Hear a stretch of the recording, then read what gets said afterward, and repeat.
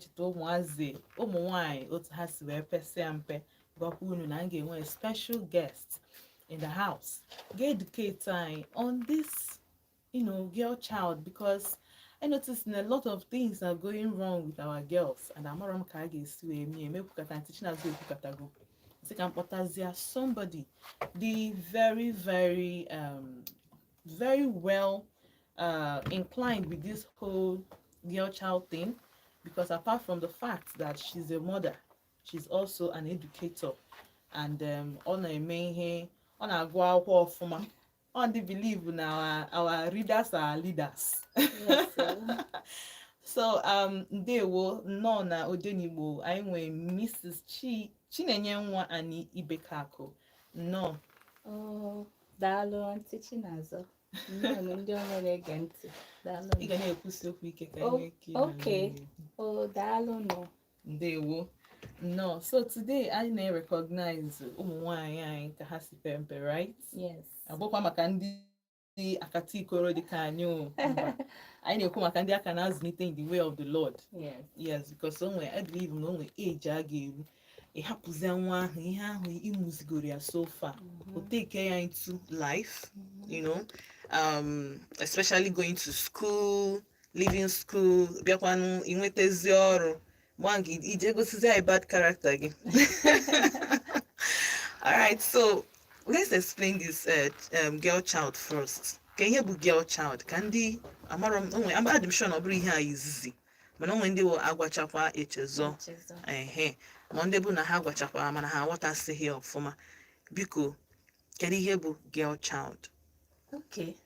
Girl child dịka ndị oyibo si wee kọwaa ya n'Igbo bụ nwatakịrị nwa nwanyị. Enugo ụbọchị tata bụ ụbọchị eji echeta ụmụaka ụmụ nwanyị niile nọ n'ụwa niile. So nwatakịrị nwa nwanyị ọbụla ka a na-akpọ girl child. Yes. Okay, so nwatakịrị nwanyị ọbụla ka a na-akpọ girl child. Ka ị si feel na ụmụazị a kwesịrị isi na-ebi na society because I see a lot of them out there.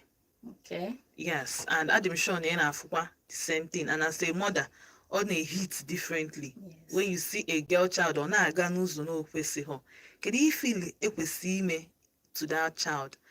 Can let's face ndị nwegodu parents. A lot of parents are careless. Okay, man, you get with me. Yes. Ka ga-esi nyere ụmụazị aka girl child a ụmụazị anọcha n'okporo ọnụ ụzọ now. Okay. Ọ maka ya kpatara eji wee na-celebrate ihe dịka ụbọchị taa. Maka ụbọchị taa bụrụ sọsọ ụbọchị eji asị maka ụmụ nwanyị ụmụaka ụbọchị eji akụziri ụmụaka ụmụ nwanyị ihe. Ịghọtago. So ihe a niile pụtara ebido n'oge ndị Igbo si na na-ebido n'oge chụwa ewu ojii.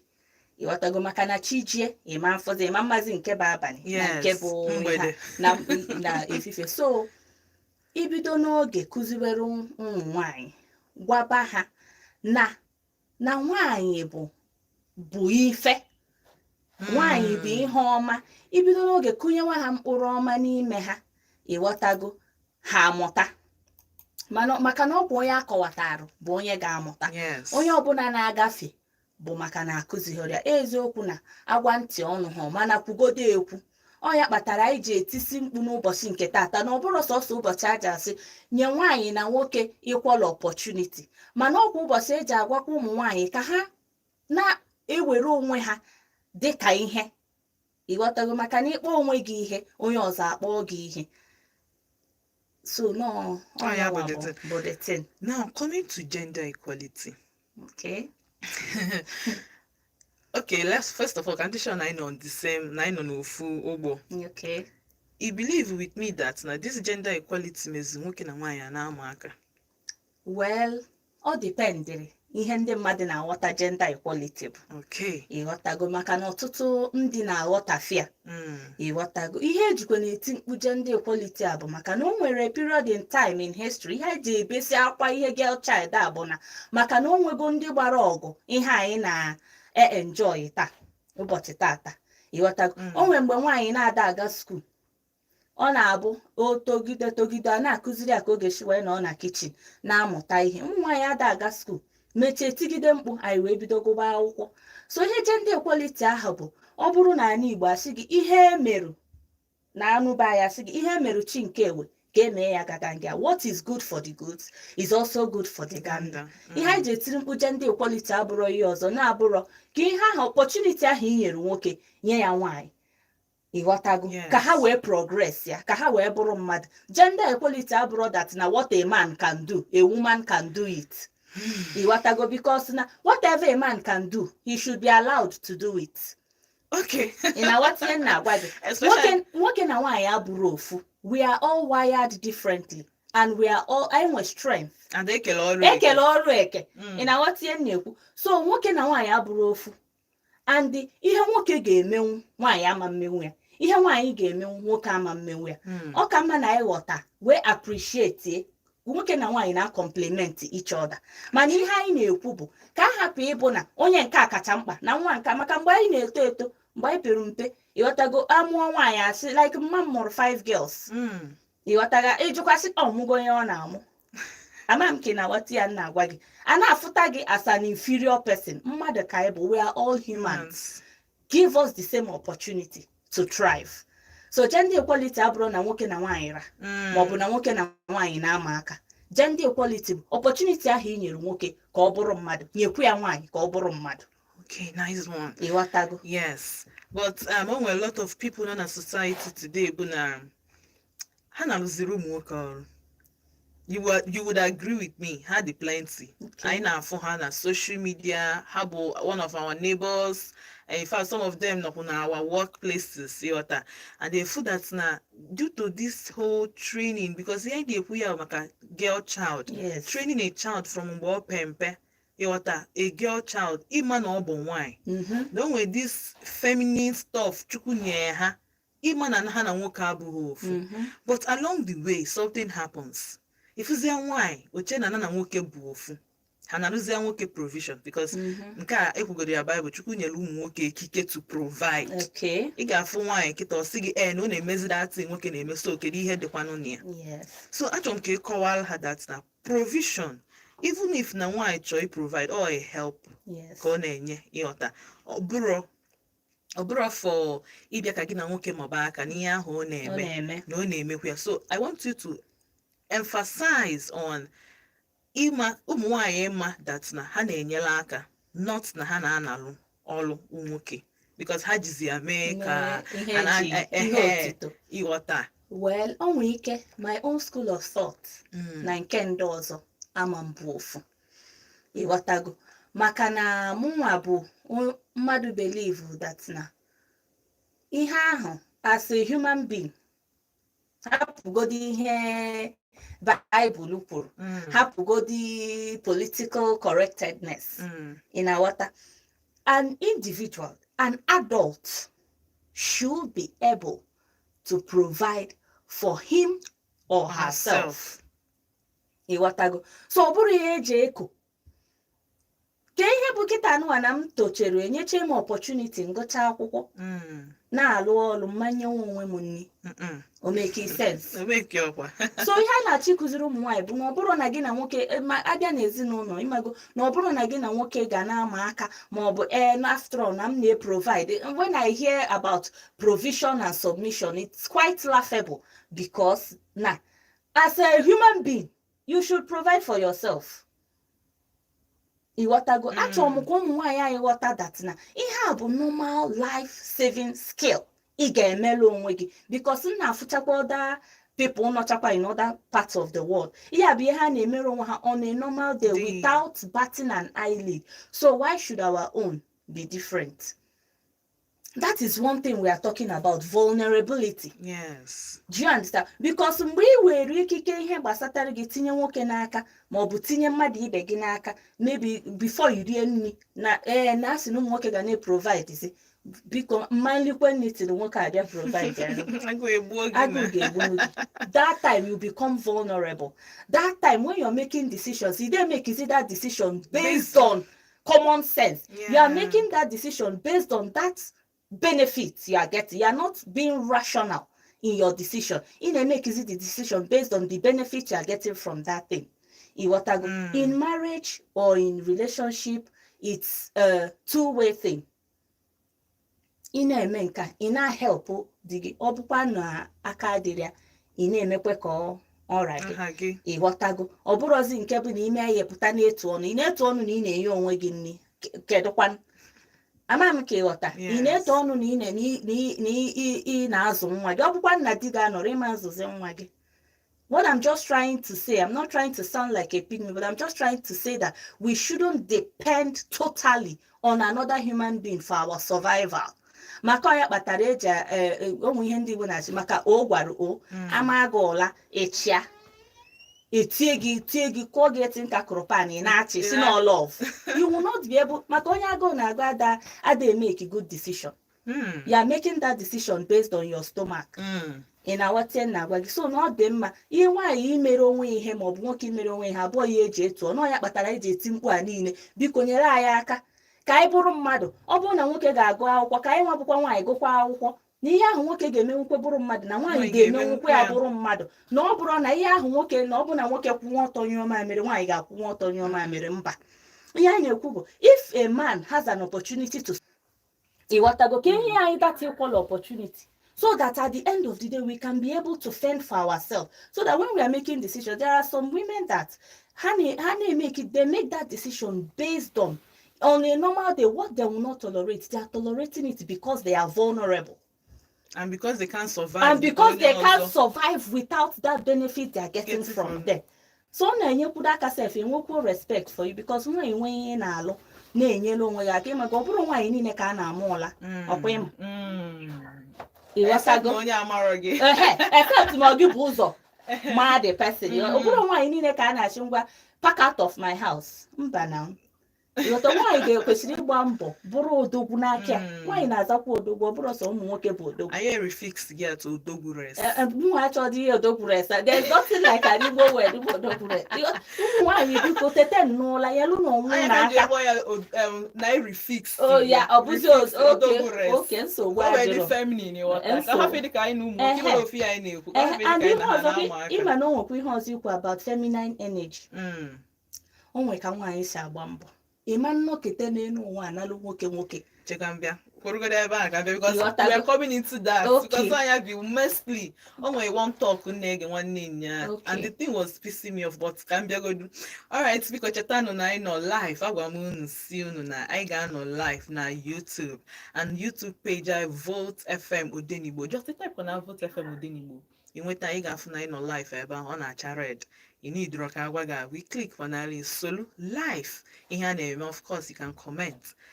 Comment Igbo nke ọbụla sọ gị. Agwa m na program anyị Odenigbo na Volt bụ English Igbo, because e nwere a lot of people na-abụrụ ndị Igbo na-ege anyị ntị mana ihe ndị Igbo na-amasị ha.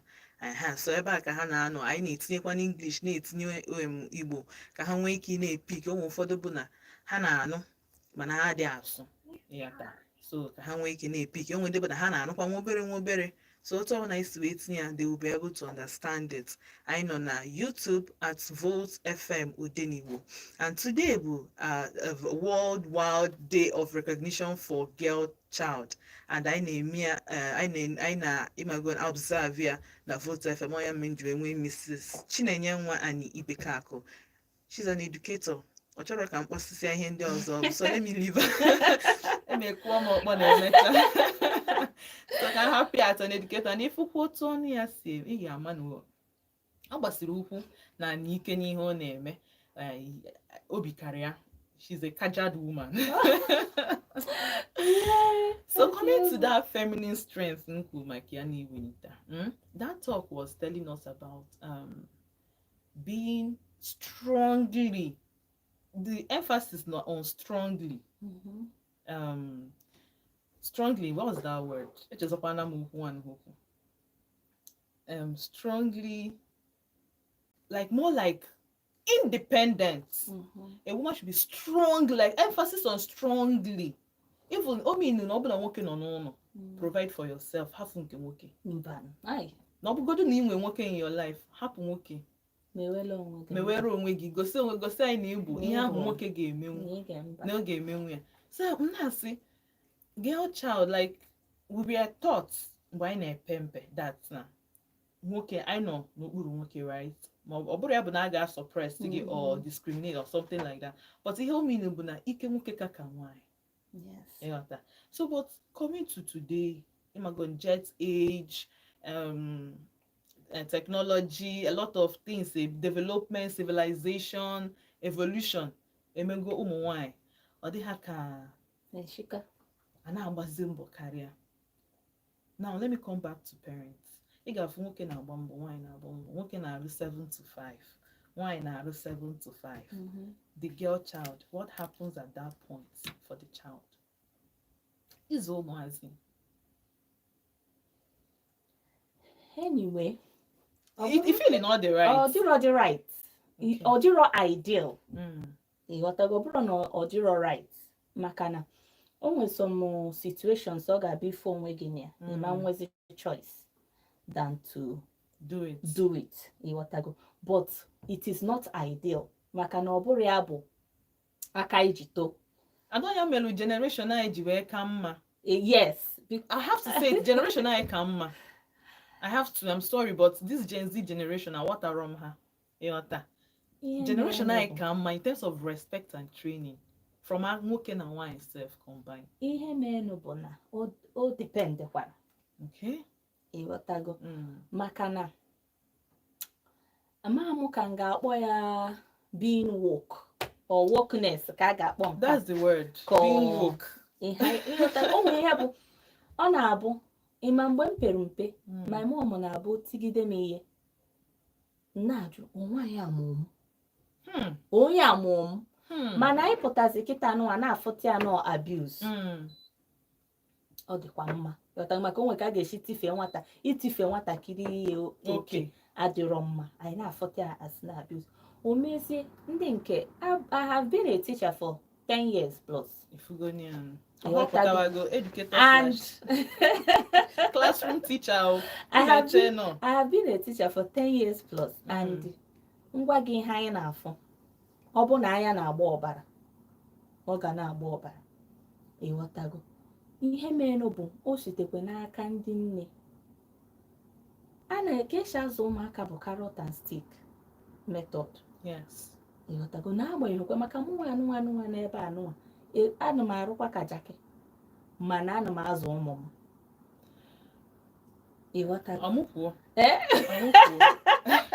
ọsị ha asị ebe a. Ịghọta, ọsị ha asị, mana ana m azụ ụmụ m by the special grace of God. Otu m nwere ike, ihe niile bụ just having conscience. Onwe some parents, I'm not bad mouthing anybody, mana I'm just sorry I have to say the truth. Onwe some parents na-enwero conscience ka ha si azụ ụmụaka ha. Gụnwa na onwe gị ị na-agwọnda, and ha na-afụtakwa ya nọ ịfụnanya, mana ọ bụrụ ịfụnanya, maka na at some point it will backfire. That thing will backfire. You are the one that, if you don't raise your child, if you raise a nuisance for the society, you are the one that will bear the brunt. Because charity begins at home. Yes, now you will bear the brunt more than every other person. Ịghọtago, maka na ọ bụrụ iko ihe sikwuru kịta, ihe shiri ike o. Ihe shiri ezigbote ike ka o sikwuru kịta. Ọ bụ dị mgbe nwaanyị na-anọ n'ụlọ sị ka ọ zụ ụmụaka, maka na sọsọ nwoke na-eweta dada ezu, nwaanyị ga-agba mbọ nyere aka a wee mee ya ọ dịtụ mma. Mana if we're going to use that word, inyere aka, please help me. Yes. Yodo, mana ada sigi je bukote ihe niile n'ishi ka ịhafe, onwe ya bụ mutual respect for your ihe. Ada sigi bukote ihe niile n'ishi ka i wee bụrụ asigi gbe, ma ka i wee bụrụ the best wife, ma ka i bụrụ the best girlfriend or anything. Mana ihe a na-agwa gị bụ ịmara ihe dị mma omume, ọ na-adị mma ndị nne na nna ka anyị zụọ na ụmụ anyị ọfụma. Ịghọtago, ihe niile abụrụ mebi ị na-asọpọt ya, ma ọ bụ ka ọ wee bụrụ na o nwere nke ọ ga-abụ ụmụ m natakọchara m mma m nsi oke, no problem. Hapụ na ụmụ ọha na-azụ nwa, ọ bụrụ ofu onye nwe nwa. Nwa ọha zụrụ na-abụ mmadụ. Imewe ka ịzụ, imewe maka ịma na o nwere some parents na-ada like ka azụọ nwa ha. I were idea. Okay, na-achọrọ ka azụọ nwa ha. Ọ bụ onye nkụzi adịghị emekwa ya nọ ka o megide ya, mana ọ na-afụ na nwatakịrị anụnwa na-ana n'iyi ka o nyere aka kpochite ya, mana ndị be ha chọrọ ka e nyere aka kpochite ya. Biko ndị nne na nna zụọ na ụmụ ụnụ ọfụma.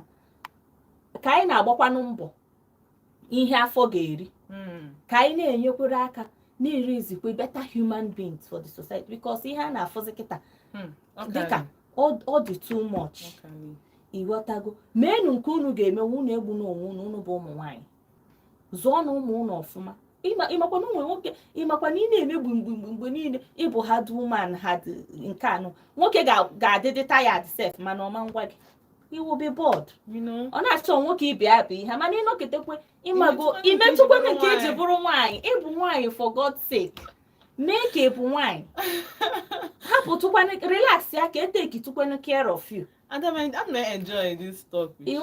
Yes. So no ya. So because phone line I the open line ga-eji nweta anyị bụ 09150708347 or na 0706-048-5853 onwe ndị ga-akpọ m kịta 7 na the fast maka nji nwayọ 09155708347 or kpọọ m na 0706-048-5853 because line aka eji enweta m in case ọ bụrụ na ị nwere any question most especially the challenges ị na-enwe with ịzụ your girl child because I believe na ụmụ nwoke na-afịa arụ ọzụzụ ọkwa ụmụ nwoke kacha afịa arụ training a child ụmụ nwaanyị kacha dị fịa arụ yes ụmụ nwaanyị kachakwa fịa arụ karịa nwoke maka na ibido n'oge ezu nwa nwoke ọ kwụrụ ada aka onye kọrọ ya ibido n'oge okay.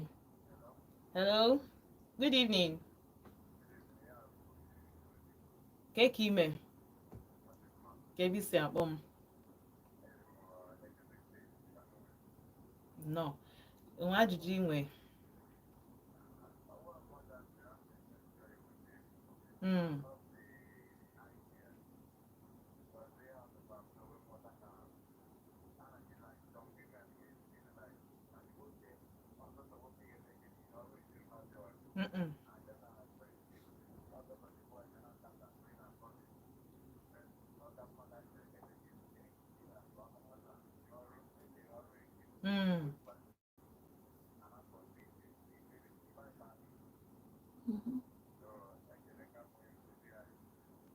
Dalo. Oh, Dalo. Thank you. Okay, so Emmanuel, coming from a man, you got what yes.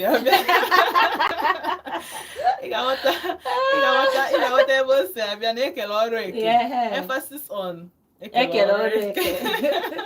Alright, 0706-048-5853 or 0915-570-8347. Hello. Good evening. Can I forgive ABC at home? I forgive again. Hello? I'm not network again break. Alright, just keep watching Mazu 0915-570-8347. Okay, so that takes me to the question where Omazi name like Hane yeah parenting. Okay. Hello? Hello? Good evening.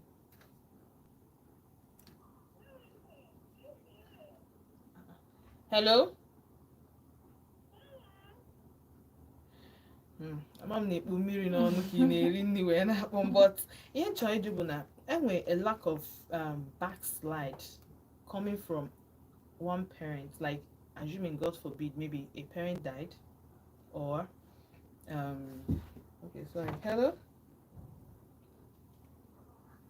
Good evening. Can I forgive every album?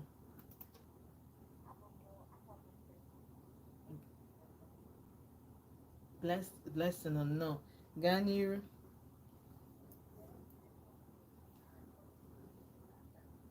Hello.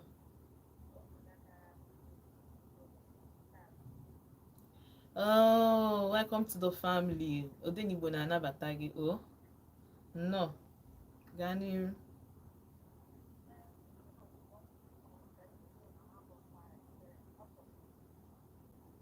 Mm.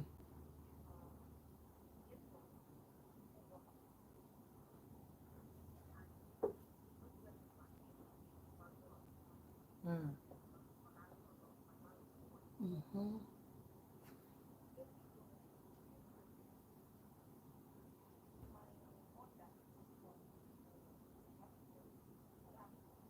Mm.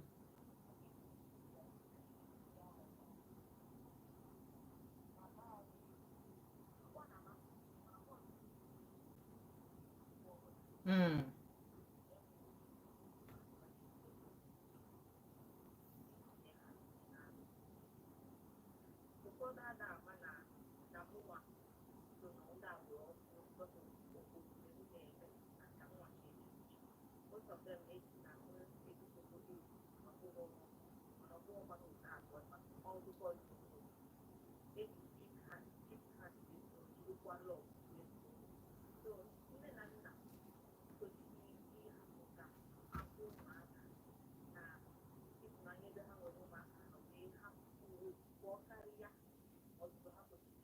Mhm.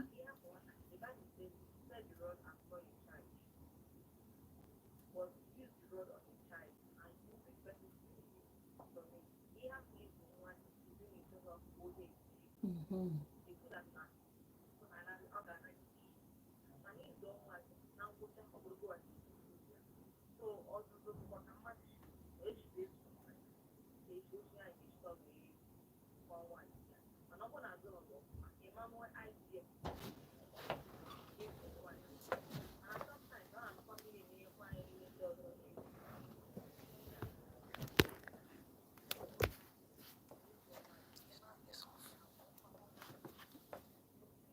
Mm.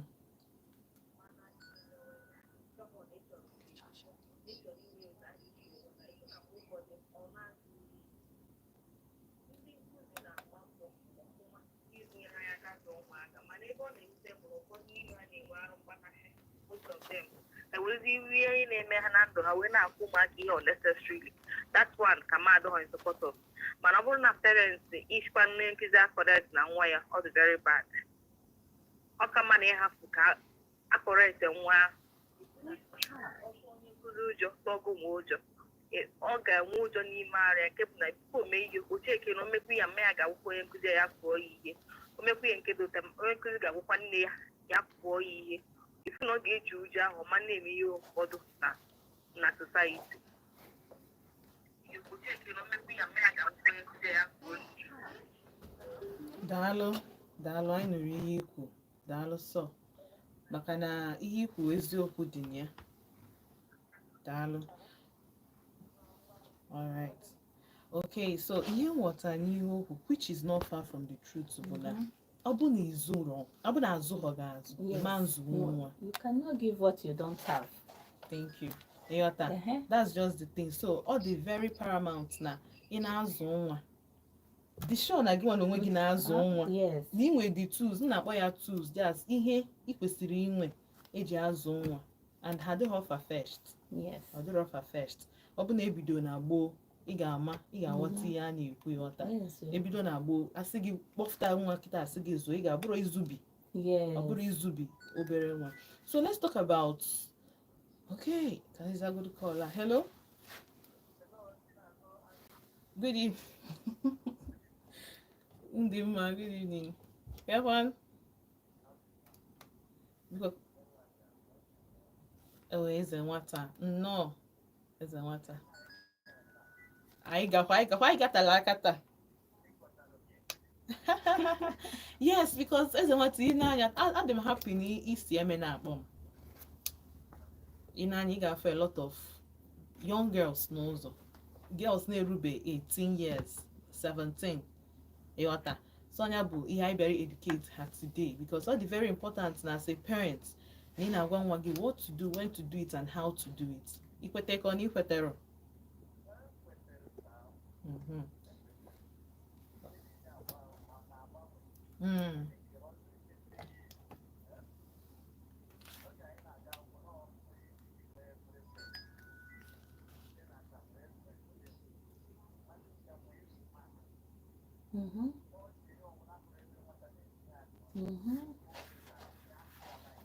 Yes.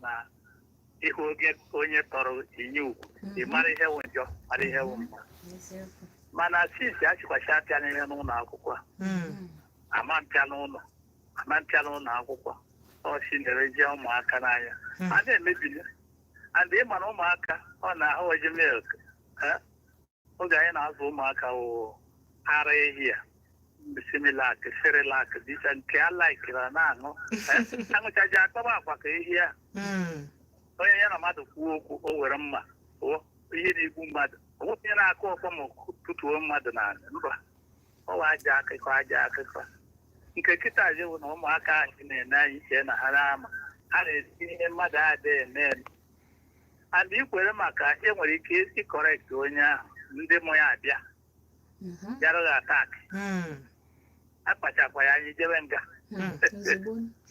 so ọ mmebi a na-emebi na-aga etu ihe si mebiri ruo taa I pray ya continue na because o continue oge erukwa 20-30 years ibe niile agasị ihe niile agwụ. Thank you nne isi ike nọ onye nkụzi isi ike Daalụ. eze nwata. Okay, so ajụjụ nchọbụrụ ịjụ gị bife eze nwata akpọ bụ empowering the girl child. Ụjọ na-atụpụzi m eju, how do we empower? Because nke anyị mere empower anyị na-afụzi ka ụmụ nwaanyị na ụmụ nwoke na ihe na-akpọzi onwe ha of feminist. Yes. You understand? And onye aghọtaghị feminism ọfụma ga-eche no I like him Chimamanda Adichie. Yes. Emphasis on her because she's one person that's a feminist, but she has always lived with the husband. Onwe interview ya ndị na-embọsị a ọ sị na ọ na-ahapụrụ di ya his room and she doesn't come back late to her house. No dear can I said, oh, I wish that these people now have to ask him nwoke mee nka nwoke ha gekwara nka, because I think feminism started from her. I think she's the first person, an African woman, who was the first person that used the word feminism. But unfortunately, empowerment I na-ekwu maka amaram keki siwefu the empowerment. Do you think na ụmụ nwaanyị na-ewezi ya overboard, or do you think they are still in line with the empowerment I na-ekwu, the empowering of the girl child? It feeling okay in line because I try to measure how do we empower and then I just Okay. Ihe ka m bido n'ebe mmiri si wee baa n'opi ụgbọgọ. Ihe gbasatara feminism a maka na for history of history of feminism ị ga-aghọta na ihe feminism is a social movement. Ịghọtago? Social movement for equal rights maka ụmụ nwanyị. Ọkwa the same equal opportunity a na-ekwubu okwu. Ịghọtago? Ya bụ ihe gbasata feminism. Mana ọ na-abịa ihe rute n'Afrịka eme ya baptizim ọ ghọrọ ihe ọzọ. ya bụ na anyị na-emefu ihe anyị na-emefe ihe oke. In fact, anyị ka dị we cry more than the bereaved. Anyị ka dị Pope eje ụka. Ị na-aghọta ihe na-ebe. I'm telling you the fact because na ụfọdụ na-eji ihe feminism anụnwa na-ekpuchizi their hatred for men. Maka o nwere some women na-alaikiri nwoke, nwekwe na ụfọdụ ụmụ nwoke na-alaikiri nwaanyị. Ama m ka ị na-aghọta ụfọdụ na-eche kedu umbrella ga-eji wee cover this our hatred. Ọ bụrụ na the best one bụ feminism. That's ihe some Nigerians na practice is Nigerian women na-akpọ feminism is not feminism. Feminism na ihe anụnwa misogyny abụrụ ofu ihe. They are not the same thing. Feminism bụ ka enye nwaanyị ya ohere ka anyị bụrụ mmadụ, ka anyị nwụọ n'ikwu okwu, maka onwe ka ọ dị nwoke pụta kwuche nwaanyị chọọ ikwu isi aka mechie ọnụ. How can we empower the girl child? We can empower the girl child through the right education. We keep on educating them. Because na icheke amụọ mmadụ socialization na-ebido from the family. Yes. ebido kuziberu gị itete ụra ikene mmadụ mgbe a ga-agụgidere gị aka egwu gụgidere gị aka egwu one day ị ga-amụta ya Yes. ịghọtago ihe anyị na-ekwu okwu education a we can empower girls by giving them opportunity anyị egbuzi na ụmụ nwanyị nwere we are not in any competition nwaanyị na nwoke anọrọ n'any competition nye anyị opportunity ka anyị gụọ akwụkwọ ka anyị nwee ọrụ ka anyị kpata ego mana ọ bụrụzi nke ka anyị mawa aka give us the right education because everything depends on the right education maka mpụta na classroom si nwatakịrị na 2 plus 2 is 8 na-ekwu ya ụmụ ya na-akpọ mental conditioning I will condition that child ọ mara na 2 plus 2 bụ 8 ebe ọ bụ na o nwere ike igbu mmadụ ebe ọ na-defend that mental conditioning ịghọtago let us start now to tilt towards right education, right empowerment. Try to teach both genders their roles. Onye ọbụla respect their roles for each other. I water that now without Tonya na ya that both ụmụ nwoke na ụmụ nwanyị na complement each other. Anyị ada ma aka because that is what it takes for existence to continue. Without nwoke na nwanyị, humans will all go into extinct. So what is the competition for? What is the fight for? Hello. Hello. Hello. Good evening. Good evening. Get one. I don't know. Ka agi na ebe isi akpọ m. Aha m bụ Chizaza, esi m Port Harcourt akpọ. Ebe na Port Harcourt ka isi akpọ anyị. Hello. Warri. Okay, gaa n'iru. Maka topic nke unu ahụ nwe stable empowerment ụmụ nwanyị. Nwatakịrị. Empowerment ụmụ nwanyị ka nchekwa na ihe adịghị ki. Empowerment ụmụ nwanyị bụ ọkọsọ ị na-azụ ha n'akwụkwọ na iduga ha skuul. Ọ bụkwa ị na-egosikwa ha omume ha kwesịrị na-eme n'ezinụlọ ha. Okay.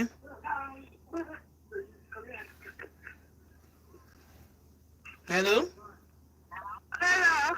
Onwe ya ozi chọọ iti. na-ekwu na ụmụ nwanyị na-ejicha in the name of empowerment ọma ụfọdụ ụmụ nwoke ihe na-emecha na ụfọdụ ihe ọ na-ezinụlọ ndị mmadụ. Hello. Nna anyị na-ekwu na-aga n'iru. Ekwesịla ọdụ ụmụ nwanyị ọdụ na ụfọdụ ihe niile ọtara na iwecha limit ọ bụghị na ama ụmụaka ọkụ na ezinụlọ anyị. Ụfọdụ ihe ka ụmụ nwanyị wecha right ebe ụfọdụ ihe ụmụ nwanyị wecha right. For example,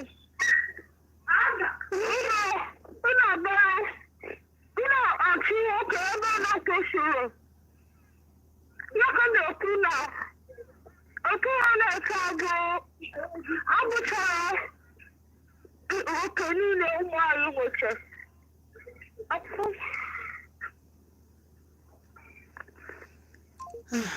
Okay, ama m n'ọsọsọ but ọ na-afịa m arụ ịghọtacha ihe ọ na-ekwu but ọ bụ na nghọta ọ na-ekwu maka oke nwaanyị na ezinụlọ. Ihe ọ na-akọwa bụ na empowerment abụrụ sọsọ idu ụmụazị gaa skuul isi ha gaa ịzụ ha n'akwụkwọ na inye ha anything mana ịdị na-akụzikwere ha ezi omume ha ga na-eme n'ezinụlọ ha maka na ụfọdụ na-eji empowerment as excuse wee na-eme ihe sọ ha ihe m nwetara ọ na-achọ ịkọwa. Hello. Hello, good evening. I love listening. Okay, blessing, gaa n'iru. Make it me go about empowerment. Okay. I think na I will like if you don't know what mgbe ịkụ ahụ mgbọrọgwụ n'ụmụaka bido na nwatakịrị because no ihe tụzere ha mgbe ha pempe ka ha na-ebu eto. Yes. And for ndị nke togo nnụnụ, ihe dị ebe ịkpọghachite ha nso, ịkọwara ha na ị na-esi eme ihe, and ịkụzi ha reason why ihe a ha na-eme o ji ọma bara ha uru and ebe ọ ga-ebido ha, because a sị na ada ahapụchakwana mmadụ ụtọ ọbụla onye agha ndị na a ga-emekwa n'ike ma ya bụ na emetọghọ nke ụmụ nwaanyị, because ebe a nọ mgbe m pere, I started entering the kitchen at the age of 4 years, even though I'm the last child. Ebido m na 4 years wee siwe white rice. 4 years. Yeah. Okay. Abụ m the last child na buy, mana ụmụnne m pụtara ma the last person from the 10 years. So as nwaanyị mbụ ebido na nwata kụziere m ka esi esi nri, kụziere m ka esi azụ ụlọ. I'm not mad behavior. Even as a boy, my mother taught my brothers how to cook. In their homes, they are cooking. And I may eat sport like they can and they make competition. My father had no way. Oh, my mother, they on a roll, but she's in nice, and she still has time for her at home. You have to combine your work as a mother and also a worker. As a worker, you go into into your time. In one dollar, in your ezinụlọ, balance na ha nchanye. That's even na ị na-alụ ọrụ just go maka gị. Ụmụaka gị ga-akarị na mkpa karịa ọrụ ahụ ị na-alụ, because in the future they will be the ones to give you hope. Abụ ihe n'anya na arịsị na yes, keep well as a mother. So as a mother, I'm going to encourage all mothers that they should give their children time. Sometimes poor communication yana cause all these issues. The mommy one you face in a class, mommy on the face from peer groups, mommy on the face from friends and other people around them.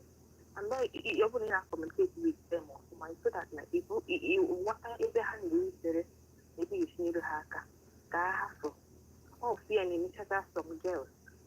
And this we did them because I have with low self-esteem. Show how this church at the high. As na hama mean, yeah, na the home. I told you, because their mother is not there to give them love, and when the father is not also there, it becomes a problem. You know what I'm saying? So don't know can be hana or some man or boy here to say the home, the house supposed to be a home for them. The roof over them, what could she be comfortable in it without running away? I may so.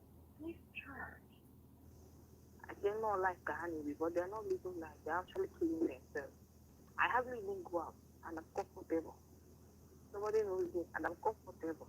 Being reserved is something every girl should want to be like maybe ignore when you're reserved. Be a reserved wife. I have to even the annual getting I got doing you have to do with being content. Contented with even with you for so that make me low I'm a little so in a second I get to know what way we want more a while we may have you would have fear in them and prayer also encouragement and love if that child will grow up to become better manding care full need when you draw them back and close the quarter that you don't hate them you're not abusing them that you want them to be not do this and why they should do this. If that child will start coming back gradually, I'm mad at garbage down, especially women. I think a computer so that is what I have to say about empowerment. Thank you. All right. Dalu blessing. Okay, so girl child protection. How to protect the girl child. Honestly, you will not understand how I feel. So let's talk about how to protect this children, because if feel no lack of protection, too much. So I guess when you want to protect Okay. Ka anyị ga-esi wee nye aka i protect ha bụ bụ by giving them a voice. Ịghọtago? Maka na ị nalụ a girl child voice ya, how do you expect her to speak? Protection a na-ekwu okwu, let me give an instance. Ọ na-abụ nwa gị nwaanyị, nwatakịrị nwa gị nwaanyị bịakwute gị ka ọ kọọrọ gị ihe, ịgbọjaa ya, ma ọ iwere okwu ya n'okwu obere nwa. Are you giving her a listening ear? Okay, ụmụ akụkọ nnụrụ anọ na-akọta na anọ na abuse a lady na bus. Imago gallop tụkwa the man adarụtasịa. Ịghọtago? So the lady wee maa ya ụla. Ndị nọ na bus bawarụ the lady mba. Ifugo now that she's not being protected. Maka na ọ bụ na ka that thing mere o wee maa that person the abuse ụla, na ndị mmadụ siwa ya he kedu yo gboja the man, reprimand ya, baala ya mba, ọ ga-enweta a sense of safety. Yes. Ịghọtago? The girl child is, I'm truly sorry to say, but the girl child is not totally safe in this society. I follow nwaanyị n'ime ya. Maka na ọ na-abịa eme nwaanyị, o nwee ike erepụọ nwaanyị, ọ bịa ọma nkwunwu ya, maka na o kwuo ya, ịma believe ya. Kedu ihe mere jewe ebe ahụ? No maka na iyi short skirt, no maka na imerụ nka, kama ị ga-enipụ the weed in the board. Imago follow ya up, help her, protect her, go nweta a sense of safety. Ịbawali ya mba, ịgbojabe, o mezie. Ihe ahụ niile na-afụ ha na-akwụ n'ụzọ bụ a form of rebellion. They are rebelling because I feel society nobody wants to listen to me. Nobody cares about me. Nobody cares about how I feel. We can protect the girl child by trying to have an understanding. Yes, I understand how you feel. You are safe to express yourself, to say how you feel and what you feel. You have a voice. Talk. Emechi n'ọnụ. Ọ na-abụ onwe ndị na-agba apụta nwoke na-eti nwaanyị ihe n'ụzọ akwụrụ na-ekiri. I'm telling you. Akwụrụ na-ekiri ya. Kama a ga-ejide nwoke a kụọ ya eti nka kụrụpan, ahapụ ya, emechaa abawarụ the lady mba, chakekwe n'ihe ime ya. Ọ bụ onye supposed we can protect the girl child by giving the girl child a sense of safety, that they are safe in their society. Oh ya kpatara iji abịa ije n'obodo Igbo ụmụ nwaanyị ejiro their girl child achị. Ejiro ha achị because ihe ọbụla nwaanyị ka dị wee nwee right ebe ahụ. Because I said yes. Oh ya kpata if nwaanyị onwe healthy self-esteem. Nke anụ a bụ erepụ nwaanyị oge ekwu okwu, o mechie ọnụ, ọ na-ezi a na-afụta ya nọ ihe ifere. Kedu ihe ifere dị ebe ahụ? Ise crime. Ọ bụrụ fault ya. A story in Korea one day. It happened live actually, but somewhere in the West. Okay. So we called the story about a child or a secondary school girl. You may channel on the girl child I know who my care now. A group of boys joy repair from the same secondary school. Okay. Manande madu mochalo bado chaka ne nene. Ifugo. Oh, one girl no okada. Biega ftefu. Ihe na emezin. Sisi ụmụazị mago probably na the girl were giant because all the girl no we be tweet about the event. Si na onya nwa be for the kwa udi ihe keka ndị mmadụ keka our society. Sisi where does it bad to the extent that rape or even molesting a child is a normal thing. It's a normal thing. It's a norm. Ọ dị wrong. Imanas na oje stand there in dupte the girl. Ifugo. Tinyeze ya n'ọkada, nani abanye ọkada ka hapụwa. Ụmụazị achọ ịdọtị ya n'ọkada. And ndị nke ọzọ na-ekiri. Ndị nọchakwa ebe a na-ekiri. Adị m sure na ha nọ na-eme video. Oh ya bụ the latest content. I'm telling you. Ọ dịrọ mma. The girl child is not safe. At all. Hello? Hello? Hello?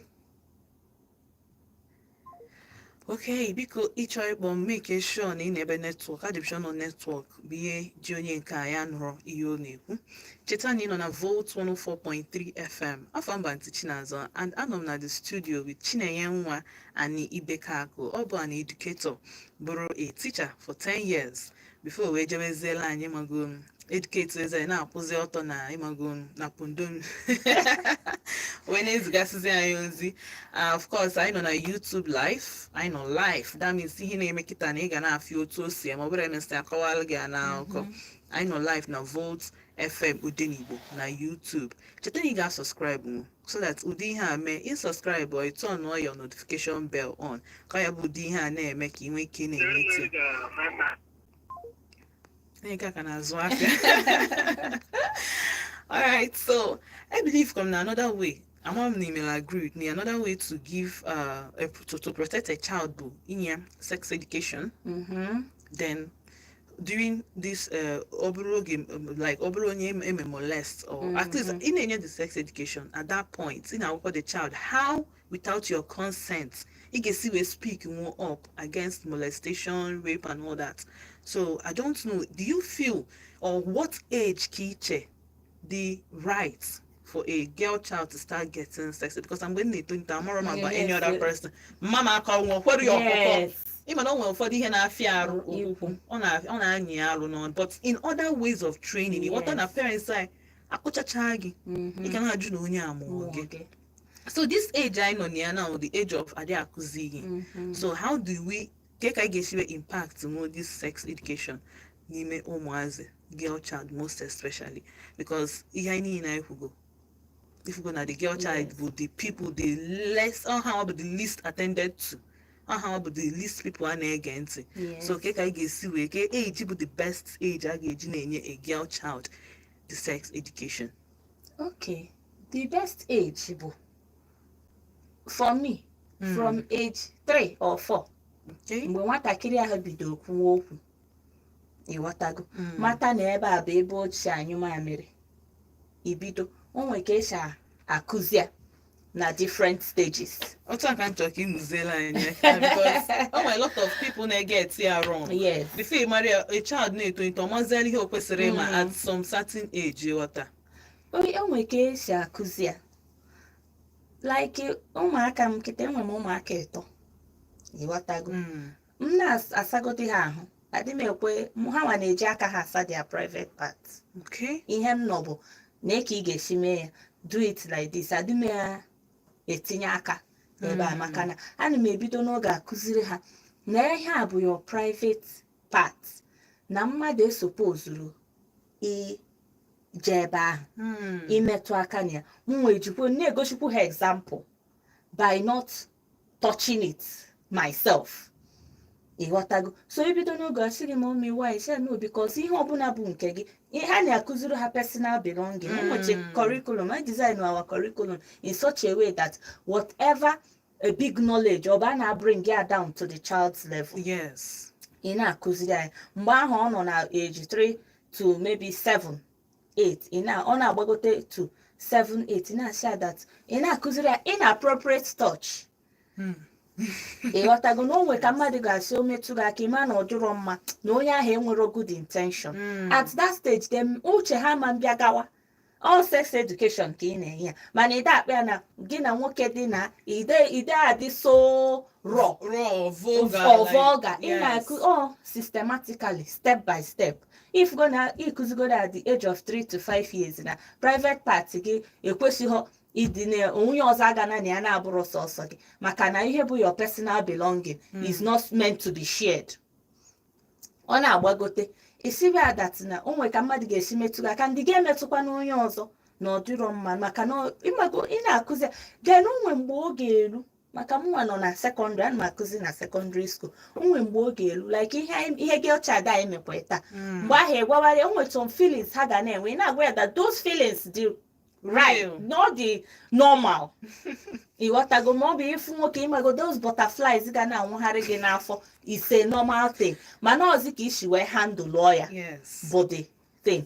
Ibido taa na-akụziri ya na-akụziri na-agwa ihe o suppose ime na ihe ọ na-esopose gị na nwa gị a na-akpakọ nkata. And again bụ na we live in a highly judgmental society.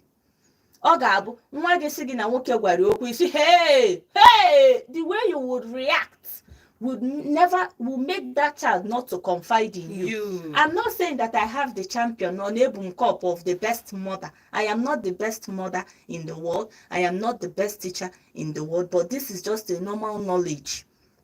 For you to make your children understand that they are safe with you. Because when some women cannot do safe with their parents, it's quite unfortunate. Like, n'ihe girl child email. Or say, na mama ya na papa ya na enene imago. Film na adịrọ mma n'iru ya na ya na-esokwe he. O kwuru ya. Iwetago ụdị ya. So no ya nwabụti ibido n'oge na-akụziri nwa gị. Ị na-asị that no dị free. He said that those feelings ọ na-enwe bụ normal feeling. Mana onye ọbụla na-eme fasting suppose break fasting ya tiro no when mgbe ọ ga-abụ uru those feelings ị na-efeel you will be free to express it mana na ọ bụrụ kịta ị na-akụziri ya n'oge ọ na-amụta ya on the make sure that na ị na-ebelieve nwa gị ihe edition na ịzụrụ nwa gị n'ụdị eziokwu na-ekwu eziokwu onwekwe na-ada achị o as a human being but try ya kụziere nwa gị ya asị na asị and go wash na shi n'iru nwa gị so that o man feel no be a normal thing. Iwatago na-ekwu eziokwu ikwu eziokwu n'iru ikụziere ya na ihe a bụ eziokwu so that nwa gị ahụ onwe ihe dịka na ịma ihe nwa gị ga-emenwu. Iwatago so no ya go as a parent the way you react ma nwa gị bịa ịgwa gị okwu matters. Don't be judgmental and don't overreact. Thank you very much. All right. Hello. Good evening, Kekwan. Good evening, Mao. Good evening. Can't forget ABC album. Blessing from Newe. Blessing from Newe. No. Gani. I didn't know I couldn't I like to know your story. I like to know your story. Mba, speaker de okwa no den Igbo.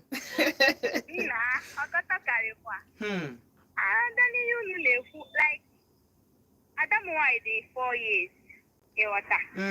Mom why dey 4 years. So back from school. Mommy ngawe answer.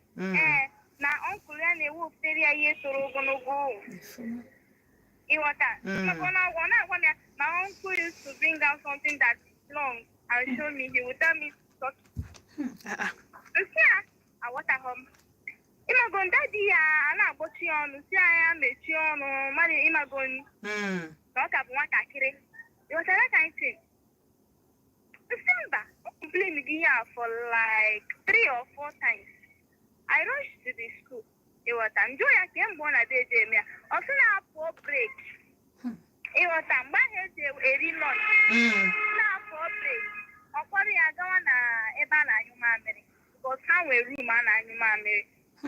Obayeba mbochi ya. Ero that time on rush ya school. Because when I reach school, njua kebe tichano. Osina uncle anolia. Nwa m nwaanyị anọrọ na class. Njua ha kebe anọ anolia.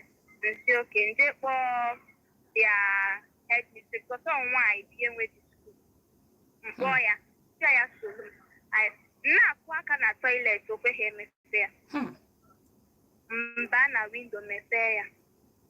Ọ bụrụ na o jizi ncha na-adọ onwe ya aka. Nwa m nwaanyị nọ n'ime ebe ahụ na-ebe akwa. The man nọ na police station right now.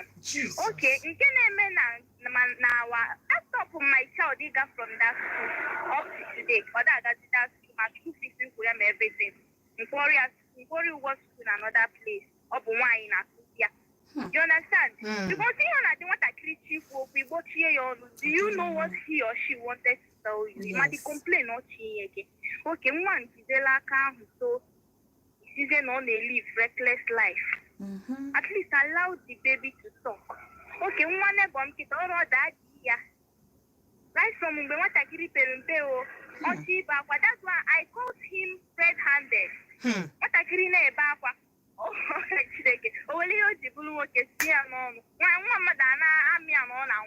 Jesus Christ. Sometimes I like to see the baby no when you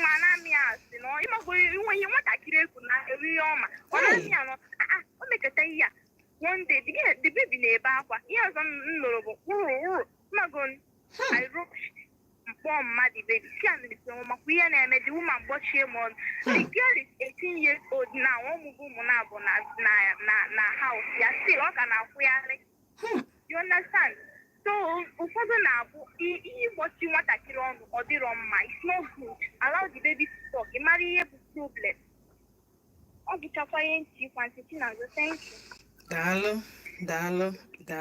And I think that kita anyị kwesị emphasize on nwa gị gwa gị okwu gee ya ntị. Yes. Nobody is saying you should believe ozugbo mana at least check go jiri aka gị inspect ịma go gaa nyoche ọ bụrụ na school ọ bụrụ n'ụlọ ebe ọ bụla ọ sị gị gegodi ya ntị. Very important. That is very, very important at this stage. Onwe ihe nene on WhatsApp status today. A child obere nwa dịka ya dị 5 months. Housemaid were nylon. Yeah, udo obere nwa nylon. Nwa dịka ya dị 5 months. And that's not CCTV. Probably ọmahọ na ndị nyere ọrụ wee CCTV. Wee were nylon. Wee nya. Ifuna like onwekwe onye a ga-trust ma nwoke ma nwaanyị. Yes. Because onye na-eme ihe a bụ nwaanyị. My family members. Onwede onye ga-trust kama na ihe dị na ya bụ na I feel na izu nwa bụ especially ebe inwe housemaid or nwa gị dị exposed to public bụ agba ekperechi. Yes. Ịghọta ọ agba ekperechi maka na ụmụazị agwa gị ihe ha na-afụ. So onye ahụ mere this girl child today kita anyị na-ekwu maka empowering them bụ inye ha voice. Yes. Giving them the voice. Yes. To speak. At this point, express themselves. I mean, onwe gị ka ị bịa bụrụ an unapproachable parent. Yes. Authoritative parent. the emperor, the champion. The conqueror. Yes. Anyị kelekwa gị. When I'm so bad there, can I pick you go to call her? Hello? Hello? Good evening. Yeah, good evening, Auntie Shinaz. Kime. Kings from N. Kings, can you know? Okay. In my topic, I'll get out very sensitive. Yes, of course. Even though I'm not just like what the lady said, Imago, about wine. The most important thing a parent today na this life is to give their kids listening ear. Yes. Especially the mothers. My granny be first Zoom na my mom for my granny be first Zoom also same a woman will be scared if any sin need too much also am so be no na if photos is so my mom so now no we gwam na onwere ife gift ihe enye nwa like na ihe eme nwa o trust oyi like ihe eme nwa o trust ọchị ịgwa ya okwu iman na atụ egwu and ọ bụrụ ọchị ịgwa ya okwu esia what do you mean ma okwu ife dị heavy okwu ife dị bigger than her age as they complain isia shut up. The moment is they shut up, that thing will be buried. She will think na if I'm you no nya marry the thing the right. So these things name one of my auntie na one lady there one for the 3 years. Mani mo this umaka na be fufa for the plumpi magifeni. So the guy there ukulu de nwa obi okulie uncle bata okulie maybe 4 years ukulie na labs imago. So that thing okay na labs. So we na man what the person is doing. So if na onu gidezie ogo obuna the uncle obia. Mgbe m bia befa, nchọpụta na ogo obuna the uncle obia. The girl may pay attention to that uncle more than everybody. Ojekwa the uncle ekulie, ojekwa the uncle ekulie. Imago no gide ofun boss. She be like, why this girl ja like that this uncle nekwe? Man, comment, all these girls are like at this uncle nekwe. Imago. No, the girl look this ofun boss in jin no wayo. No why you watch ya come go do imago if name about the thing. Or when this girl no na the uncle is the uncle is the uncle no even yeah Ghanaian Yeah, the uncle bia no longer the place or on imago or laka name whatever nonsense he's doing with the baby. So the girl get is there that comfortable now on all there. That thing there's your gen at the place. Now no. Obele mo de to amoro mo fa bido mi fa. So no bido from but simple. And another thing name me about that open a mother. Open a mother bro a mother anya loani. Open a mother bro a mother anya loani. Ya na ata because nwoke da no. I'm not saying that this thing other extended to nwoke. After you pay attention man. None of the place including what the woman went there. Rapofana upon a part the can and the boy what the woman wear. See the woman had a good knowledge now. Although the woman noticed, if I name next things, but that day the woman noticed me there. By the time Anna rushed that place, the girl was not actually wearing, yeah, from her waist down, the girl they put the pants. So this woman, the man now. Mama the baby, oh, the man now, yeah, I told me development. If Stephen met the man that day, I personally brought him outside the gate. I thought I was acting like him, but I thought because there are when girls, women be like 28 at something years are looking for a husband. And only a small girl of 4 years get attracted to. Is it not madness? Is it not mad? I dealt with the guy that day. I'm telling you. So mothers should be very sensitive. Express the end of that thing more. Mothers especially. Look at your kids. Allow them to tell you anything. Because from that thing they are telling you, if I want to put active, you see the one mad. Do you remember what I did that day? You should pay attention to your female child. Pay attention, even both the male and female, but who may be your number one priority?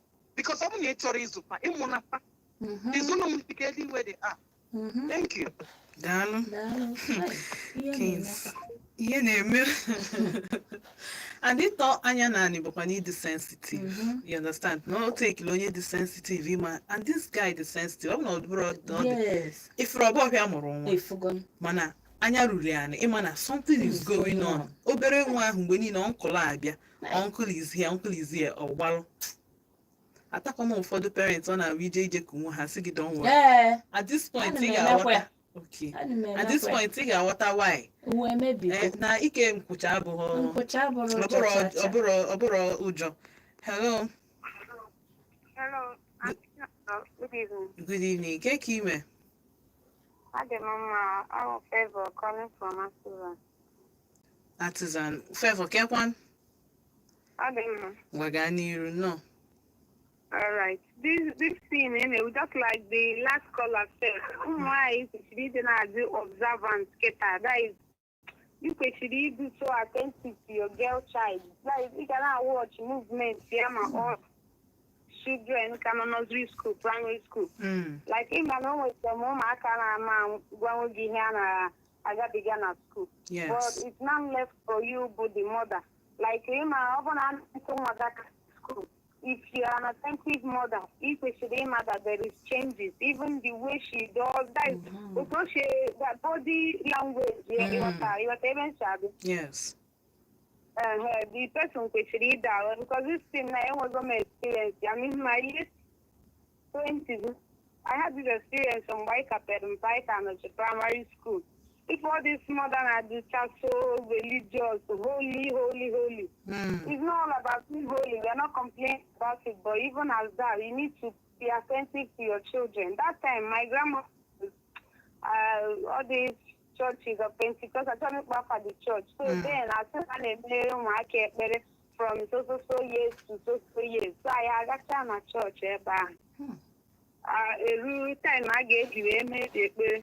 So the thing about I need to start on my canine and outside. My adolescent Joe. And I ask everybody outside and the final saga he gave up I get borrow from one line. Because when they were onye na-asa dị ahụ. Onye na-asa dị ahụ. Oh man. That's so dear. So I think you know that is what I'm saying. You ain't got to get my church. I didn't know I need to have my church. all the whole children, man, didn't get it correct. Or him adolescent things, his own has all these things. So then I have to make a get them or something like that. Then one captain carry him away. So the pastor, I want Muslim hey, or Papa Nata carry and say yes. They are based on him as a some Papa Nata again. See yes or someone wants to be as the better one woman. I'm not going here at all that time. So the man at one Ghana Zoo church. So I think I sat down at Tanaka Mountain, something like that. Wouldn't she then at that place? Some come. Oh, you something like all these Johnson kind of gene. So man, yeah. So based on I don't know, I'm so sensitive that now that's when we keep your body language. I'm already getting where you are going. So step on my brain. So hey, what's this man trying to do? Can I go down first? Or some okay, people on a stairs or some okay, doing it around, something like up and down, skate not top, or some okay. I'm you put skate. Hey, it's okay, you put skate. Based on all my we talk half an hour again. Oh, the olive oil, it's all right. So you put skate or some more dinner around, or with the olive oil, same man for 10 minutes. Boy, I'm to some mechanic. See, okay, make sure fire, me pour fire. No, I go do like eat, I can help you. Go there, if we be that Johnson, me and get me go to this man. Yeah, I cannot again.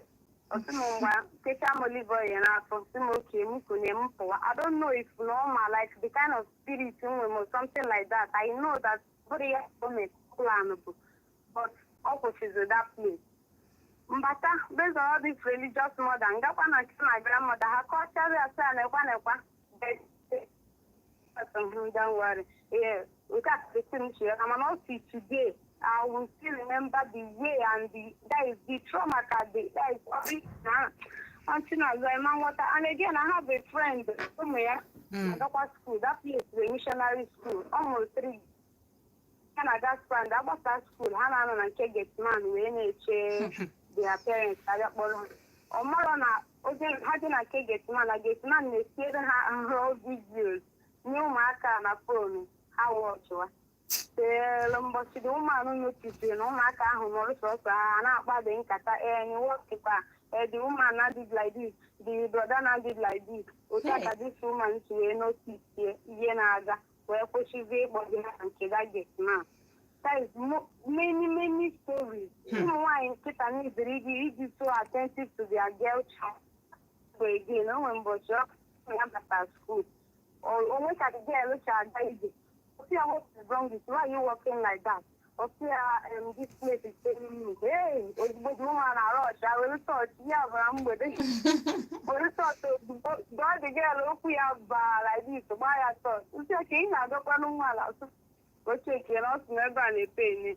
Or go like no way rush, something like that. So what I'm saying is that we should be attentive to our children. Guys, I need Ryan, I bet girl child.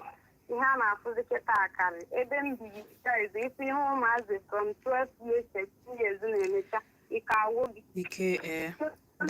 Where the problem is coming from now. Thank you very much. Thank you.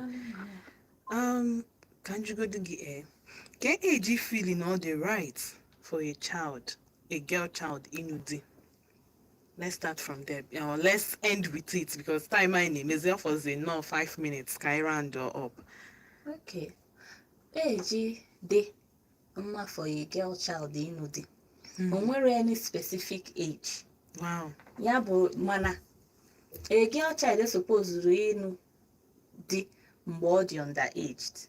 Mgbe you feel you need to go matured enough, you have acquired education, acquired skills, acquired some level of independence, then you can now think of marriage.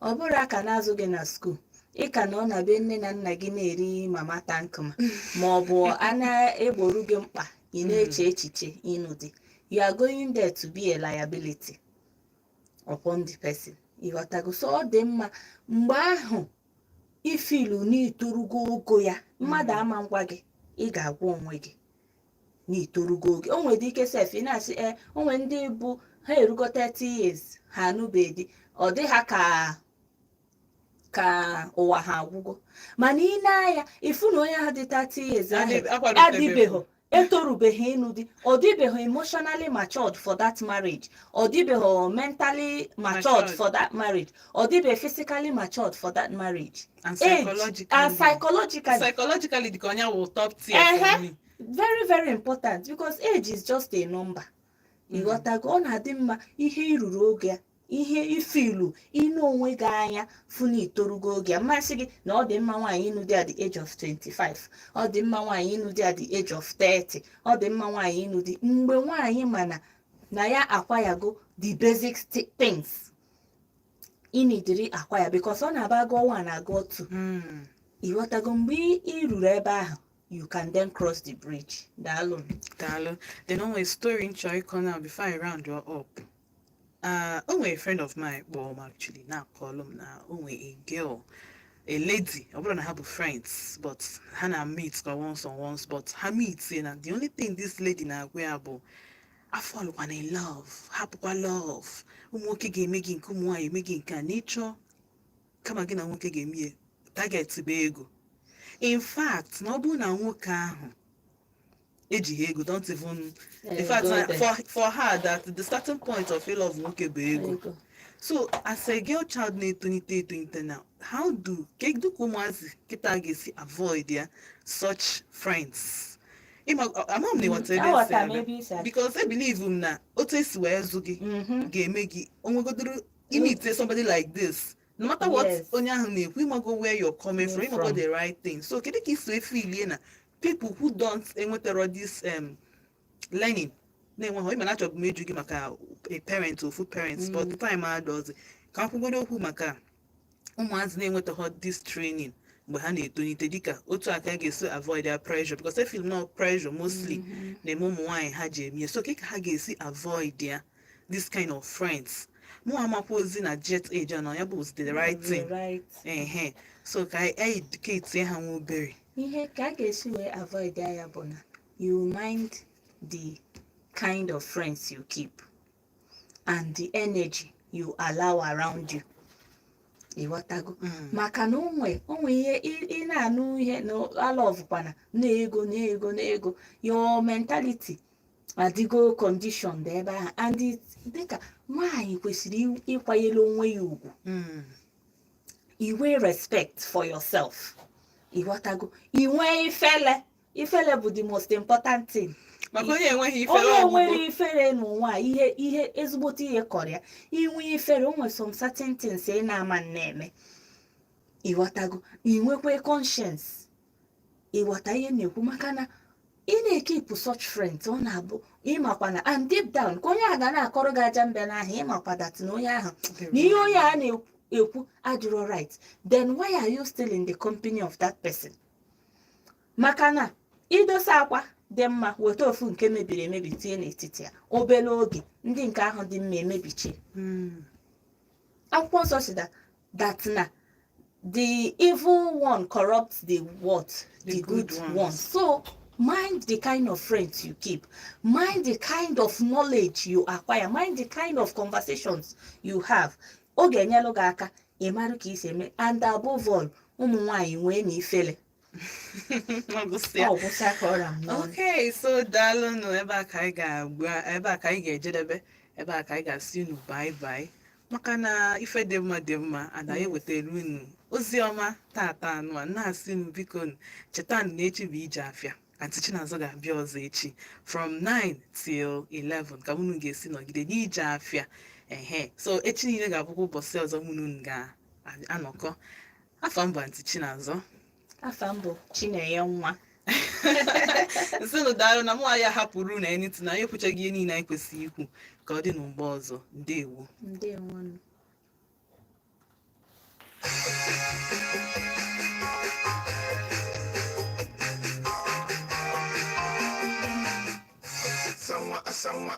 Baby, you see how we bring on my baby.